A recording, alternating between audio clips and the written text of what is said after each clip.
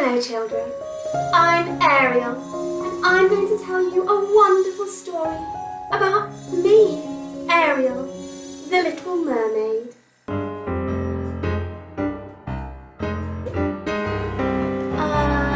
Hello? Sebastian, is that you?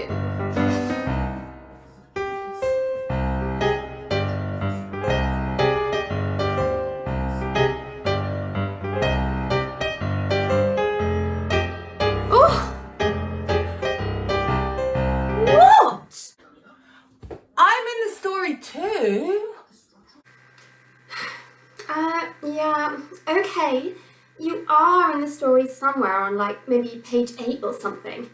But it is mainly about me, Ariel, the little mermaid.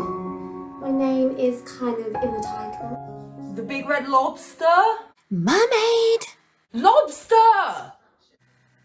Okay. We can read it together. But I'm starting. Once upon a time, a little mermaid called Ariel frolicked beneath the ocean. She loved to explore sunken ships and look for lost objects. She called to her friend Flounder, a little yellow fish. Come on, Flounder! I'm sure this old boat has loads of human treasure aboard.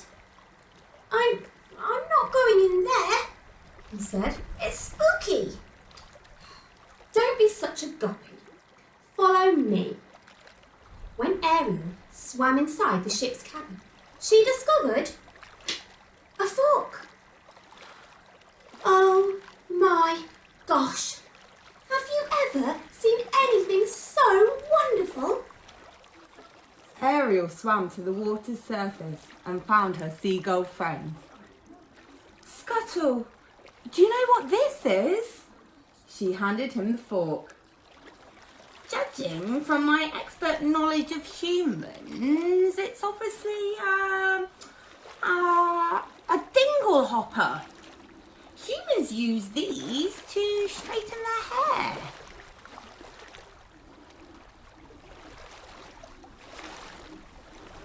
Oh, thanks, Scuttle. It's perfect for my collection. And with that, Ariel dove excitedly back underwater. Soon Ariel arrived in an undersea grotto where she kept her treasures from the human world. She hid her collection there because her father, King Triton, forbade merpeople from having any contact with humans. That night, Ariel saw strange lights shimmering over the ocean.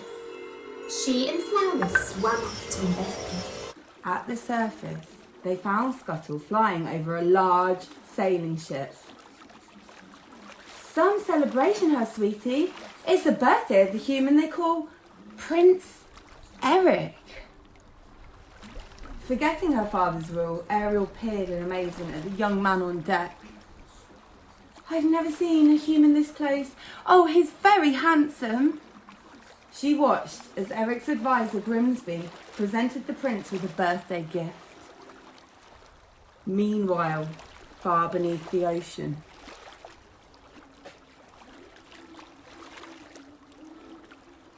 Ursula used her magic to spy on Ariel. Ursula was bitter because King Triton had banished her from his kingdom for her evil doing. My. The daughter of the great sea king, Triton. In love with a human? This headstrong, lovesick girl may be the key to my revenge on Triton. On the surface, a sudden storm whipped across the ocean. The prince took charge. Stand fast! Secure the rigging! Without warning, a huge bolt of lightning struck the vessel. Ariel watched in horror. Eric's been knocked into the water. I've got to save him. With the raging storm swirling all around her, Ariel looked for Eric. Oh, where is he? If I don't find him soon... Oh, wait! There he is! She took hold of Eric and, using all her strength, managed to pull him to the surface. As the storm calmed down, Ariel dragged the unconscious prince to shore. He's still breathing! He must be alive! Just then, a crab named Sebastian scuttled across the sand. He was the Sea King's music director and advisor. Ariel, get away from that human! Your father forbids contact with him. Remember?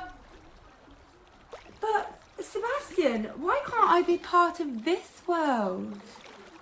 And she sang about longing to be with Prince Eric forever.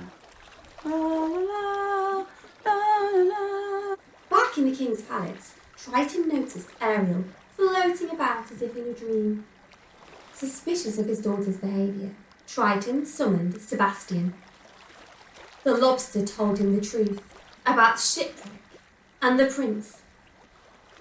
Ariel is in love with a human?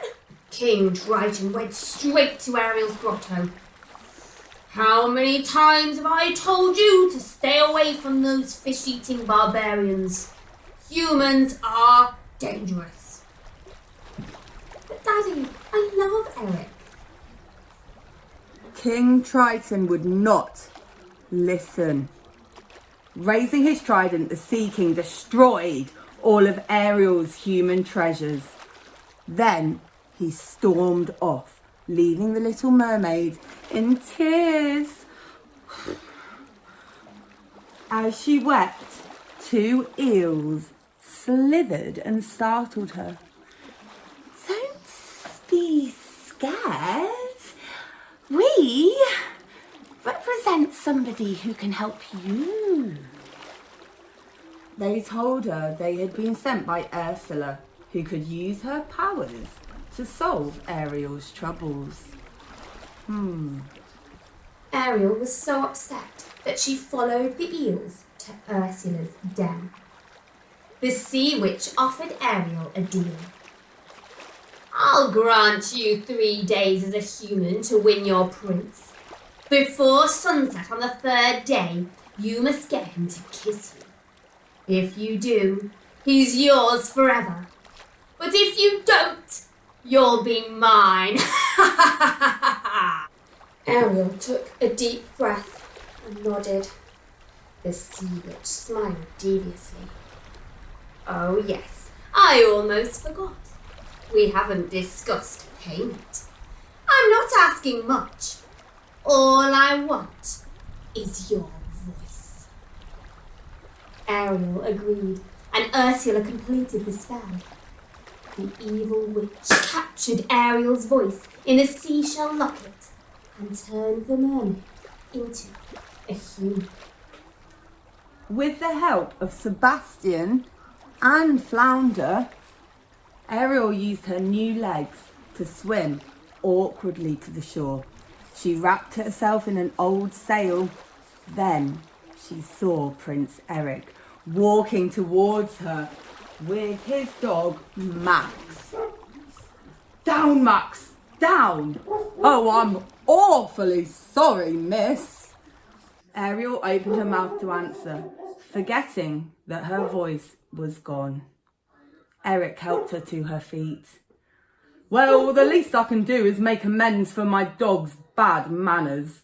Come on, I'll take you to the palace and I'll get you cleaned up. The following afternoon, Eric took Ariel for a rowboat ride across the lagoon. Sebastian knew that Ariel only had 1 more day to get the prince to kiss her, or she would become Ursula's prisoner forever. So he began conducting a sea creature chorus to set the mood. As the prince bent towards her, the boat suddenly tipped, and both Ariel and Eric fell into the water. From her ocean lap, Ursula saw them tumble into the lagoon. That was too close for comfort. I can't let Ariel get away that easily. She began concocting a magic potion that would transform her into a human. Soon Triton's daughter will be mine. The next morning, Scuttle flew into Ariel's room. The prince had announced his wedding. Ariel's heart skipped a beat at the thought that she had won Eric's love. But when she hurried downstairs, she saw him introducing Grimsby to a mysterious, dark-haired maiden. Ariel was heartbroken. Who was this girl that Eric had suddenly fallen in love with? A little while later, Ariel and her friends were watching the wedding ship leave the harbour. Dun, dun, dun! Suddenly, Scuttle crash-landed beside them. When I flew over the boat, I saw Vanessa's reflection in the mirror. She's a sea witch in disguise! Flounder helped Ariel swim out to the ship as fast as possible. They arrived just before sunset. Before Vanessa could say "I do," Scuttle and an army of his friends attacked her. In the scuffle, the maiden's seashell necklace crashed to the deck, freeing Ariel's voice. Ariel smiled at the prince. "Oh, Eric, I wanted to tell you." Ursula grinned. "You're too late. The sun has set." As Ariel felt her body changing back into a mermaid, Ursula pulled her into the water. King Triton confronted the sea witch and made a deal with her to take his daughter's place as Ursula's slave. Instantly, he lost his powers and turned into a helpless sea creature. And Ursula became Queen of the Ocean.